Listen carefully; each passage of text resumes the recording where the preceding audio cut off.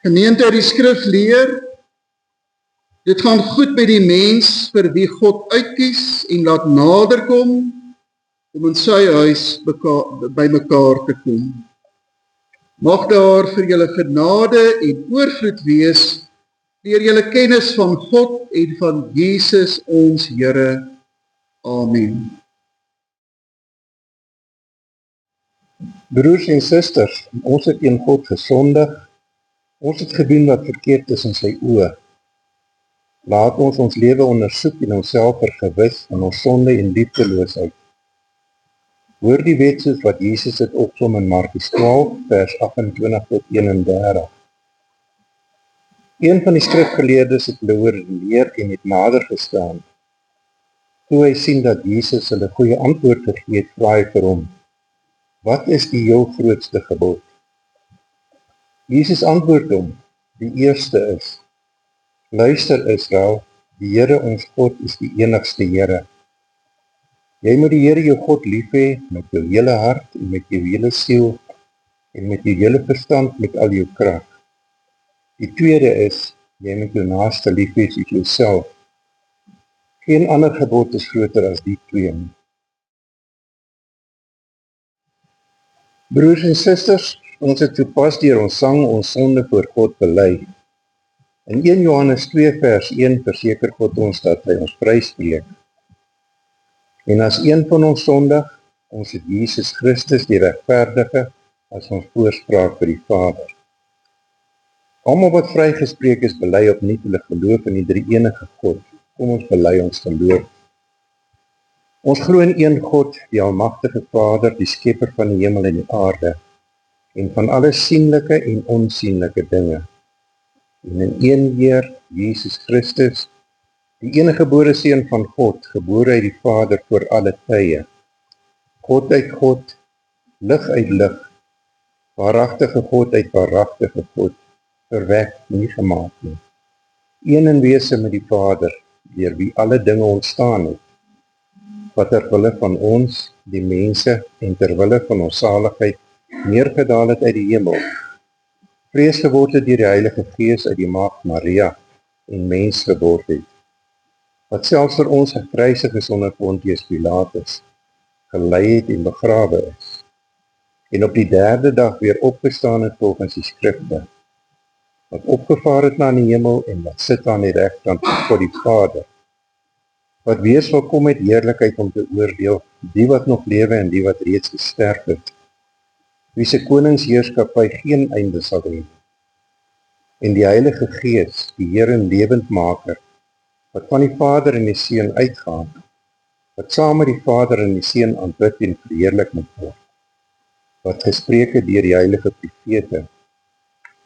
Ons glo een heilige algemene kerk, gegrond op die leer van die apostels. Ons bely een doop tot vergifnis van sondes. Ons verwag die opstanding van die ontslapenis en die lewe van die toekomstige een. Amen. Broers en susters, die funksie van die eerste gebed in die erediens is altyd om die Here te vra dat hy ook nou dit wat ons lees, wat ons hoor en wat ons spreek, ook in ons harte sal seën en dit vrugbaar sal maak. So terwyl jy net so bly sit, gaan ons nou eers 'n gebed doen voordat ons uit die woord van die Here saam lees. So wonderlike hemelse Vader, U is 'n God wat vir ons goed is, soos die lied wat ons sopas gesing het ook sê.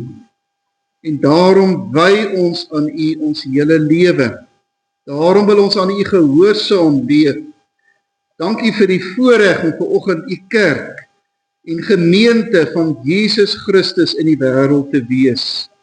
Hier waar ons saam is, kom luister ons nou na U woord, maar Here, ons het ook met mekaar gemeenskap van die heiliges, wanneer ons so saam is en saam kom aanbid. En ons vra dat U nou sal kom en die wonderlike diepte en vreugde van U woord ook in ons harte bekend sal maak. Hoor ons gebed, ons vra dit in Jesus Christus se naam. Amen. Dit is seker een van die pragtigste gedeeltes van Jesus se preke, wat in veral die Matteus en die Lukas evangelies baie breedvoerig vir ons opgeteken is die saligsprekinge. So ons lees nou die teks soos Matteus dit gehoor het en hoe hy dit aan ons oorlewer van Matteus 5 af, Matteus hoofstuk 5 vanaf vers 3 af tot en met die einde van die perikoop. Broers en susters, die woord van die Here. Geseënd is die wat weet hoe afhanklik hulle van God is, want aan hulle behoort die koninkryk van die hemel. Geseënd is die wat treur, want hulle sal vertroos word. Geseënd is die sagmoediges, want hulle sal die nuwe aarde ontvang. Geseënd is die wat honger en dors na wat reg is, want hulle sal versadig word. Geseënd is die wat barmhartig is, want aan hulle sal barmhartigheid bewys word. Geseënd is die wat rein van hart is, want hulle sal God sien. Geseënd is die vredemakers, want hulle sal kinders van God genoem word. Geseënd is die wat vervolg word omdat hulle doen wat reg is, want aan hulle behoort die koninkryk van die hemel. Geseënd is julle wanneer die mense julle ter wille van my beledig en vervolg en valslik al wat sleg is van julle sê. Wees bly en verheug, want julle loon is groot in die hemel. Hulle het immers die profete voor julle net so vervolg. Ons lees dan daardie gedeelte uit 'n preek van Jesus, is opgeteken deur Matteus as God se ewige en onfeilbare woord. Selfs die hemel en die aarde sal verbygaan, maar God se woord sal nooit verbygaan nie. Jesus het gesê, geseënd is hulle wat weet hoe afhanklik hulle van God is. Liewe broers en susters in die Here, ek dink die betekenis van ons teksvers is eintlik dadelik duidelik. Jesus sê, geseënd en gelukkig is mense wat in hulle aardse lewens besef dat hulle God nodig het en wat ook na God uitreik. Dit wat die beginpunt van geloof is. Om jou eie verlorenheid te besef, om verder verstaan dat jou saligheid buite jouself lê, by God, en om dan na die Here te soek. Jesus sê, geseënd is jy, as jy dit in jou lewe besef. Maar dan gaan Jesus in die res van die saligsprekinge verder en hy beskryf situasies waarin ons ook geplaas word wanneer ander mense weer van ons afhanklik is. Hy sê byvoorbeeld, daar's baie mense onder julle wat treur. Daar's baie wat hoop dat ons teenoor hulle sagmoedig sal wees. Daar's baie mense onder julle wat daarop staat maak dat julle sal doen wat reg is. Daar gaan baie situasies in jou lewe opduik wanneer ander mense gaan hoop dat jy barmhartig is teenoor hulle.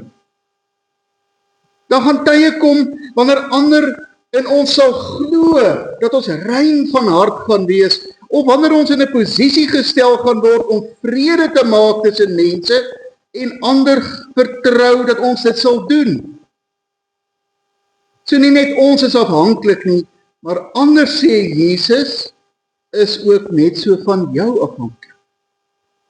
Maar hier eindig Jesus nog nie. As 'n mens mooi lees en oorweeg wat hy hier sê, is jy eintlik verstom. Jesus sê nie net ons is van God afhanklik nie, maar God maak hom doelbewus van ons afhanklik. Hoe doen God dit?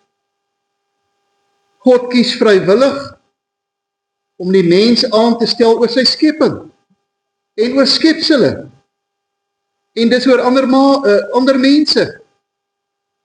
Hy gee aan mense huweliksmaats, ouers, kinders. Hy plaas mense in gesagsposisies oor ander mense. Hy plaas mense in leiersposisies oor ander. In onderrigposisies teenoor ander. En hy vra dan van my, as jy nou weet van iemand wat treur, sal jy hom of haar namens my vertroos? As jy nou weet, as iemand dan nou na jou uitreik, sal jy namens my teenoor daardie persoon sagmoedig wees? As daar nou 'n dispuut opduik, sal jy sorg dat reg en geregtigheid geskied? En as jy voor 'n keuse gestel word, sal jy my eer deur 'n keuse uit te oefen wat wys dat jy rein van hart is? En as jy in 'n situasie kom op 'n land waar daar stryd en konflik is, sal jy die vredemaker wees. So God maak die werk van sy hande van ander mense afhanklik. Hy plaas die beheer van sy skepping en die goeie orde daarvan in mense se hande en hy vra, sal julle dit namens my doen? Ek plaas dit in julle hande. Ek maak die uitvoer van my wil van julle goedgesindheid, julle toewyding, julle gehoorsaamheid afhanklik. Verder sê Jesus, wees waardig. Wees waardig wanneer iemand van jou afhanklik is. Van jou tyd, van jou energie, van jou liefde. En wees op 'n waardige manier van iemand anders afhanklik. Die wonderlike van ons geleesde gedeelte, die sogenaamde saligsprekinge, is dat dit so 'n belofte-ryke teks is. Daar's min gedeeltes in die Bybel wat regtig op in elke sin so 'n pragtige belofte van die Here uitspreek. Soos aan hulle behoort die koninkryk van die hemel. Hulle sal vertroos word. Hulle sal die nuwe aarde ontvang. Hulle sal God sien. Hulle sal kinders van God genoem word. 'n Belofte in elke reël. En wanneer sal al hierdie wonderlike beloftes in vervulling gaan? Natuurlik is dit ewigheidstaal wat Jesus hier gebruik. Dit verwys na die hemel, dit verwys na die ewige lewe, dit verwys na die hiernamaals, maar sê Jesus, as julle op aarde hier en nou al hierdie dinge kan regkry, vir soverre julle die treurendes vertroos, vir soverre julle sagmoedig is en rein van hart is en vrede maak, begin die hiernamaals, die ewigheid, stukkie vir stukkie alreeds in hierdie tyd aanbreek. Dan is daar alreeds tekens van hierdie nuwe lewe wat in die kom is. Dan help julle mee aan die aanbreek van God se koninkryk. Dan word julle God se medewerkers. Dan werk julle eintlik sy aan sy met God. Dan doen julle eintlik God se werk. Hy maak homself dan van julle optrede gewillig afhanklik. Dit is so belangrik in hierdie teks om die openingssin te verstaan wat die Here bedoel dat ons afhanklikheid moet besef. In die oorspronklike Grieks staan daar eintlik soos wat die ou vertaling dit ook vertaal het, salig is die wat arm van gees is. Met ander woorde, gelukkig is die wat nederig is. Wat besef hoe gering hulle eintlik is. Wat besef dat dit die gesindheid is wat pas by gelowiges. Dat dit die enigste ingesteldheid is wat hoort by mense wat God liefhet en hom dien en hom eer. En al hoe kleiner en al hoe minder te word. Want dan eers open die moontlikhede om God se medewerker te word. Want net iemand wat sy eie afhanklikheid van God so besef, sal die vermoë ontwikkel om die treurendes, die wat sagmoedigheid nodig het, raak te sien. Net die een wat klein is voor God, sal barmhartigheid kan bewys, sal rein van hart kan wees en sal kan vrede maak. En omdat God weet hoe vreeslik moeilik dit vir ons is om klein te wees, om nederig te wees, het hy vir ons die volmaakte voorbeeld kom stel. Hoe dit moet wees, hoe dit moet lyk. Paulus beskryf dit so mooi in Filippense 2. Hy sê daar, dieselfde gesindheid moet in julle wees, wat ook in Christus Jesus was. Hy wat in die gestalte van God was, het homself verneder deur die gestalte van 'n slaaf aan te neem, aan mense gelyk te word, en daarom het God hom tot die hoogste eer verhef. Geliefdes in die Here, geloof begin vir elke mens, vir elkeen van ons, die oomblik as ons besef, my saligheid lê buite myself. En wat daardie totale afhanklikheid van God aanvaar. Maar geloof eindig nie daar. Dit begin daar, maar dit eindig nie daar. Geloof groei en bereik volwassenheid wanneer afhanklike mense ook weet, daar's ander wat weer van my afhanklik is en dit hulle optredes bepaal. Geloof bereik sy absolute dieptepunt wanneer mense verder besef dat God sy werk en die koms van sy koninkryk van hulle afhanklik maak. Kom ons gaan verlustig ons dan in die afhanklikheid van God. Kom ons wees fyn ingestel op elkeen wat ons nodig het en word God se medewerkers totdat hy weer kom. Daartoe help die Here ons. Amen. Kom ons dank saam.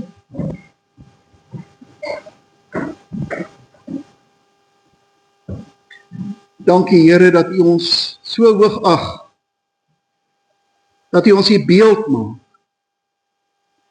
dat U ons skaars minder as die engele om die troon seën, met wonderlike eienskappe en kwaliteite, maar Here vergewe ons dat ons wêreld so vasgevang is in selfsug, in hoogmoed, in haat, dat daar baie min hiervan teregkom. Help ons as kerk en as gelowiges om in hierdie vreeslike tye van oorlog, van onrus, van mense wat mekaar vernietig, die teendeel te illustreer met ons lewens, wanneer ons Here leef, soos U van ons vra, sodat ons in ons optrede hoop vir die wêreld kan gee. Dankie dat U elkeen van ons vanoggend met hierdie boodskap op toerus vir ons geloofslewe elke dag, en dat U ons deur U Gees daartoe begelei. Hoor ons gebed, ons vra dit van U in Jesus Christus se naam. Amen. Dit is ontvang nou die seën van die Here en van in sy vrede. Die Here sal julle seën en beskerm. Die Here sal tot julle redding verskyn en julle genadig wees. Die Here sal julle gebede verhoor en aan julle sy vrede gee. Amen.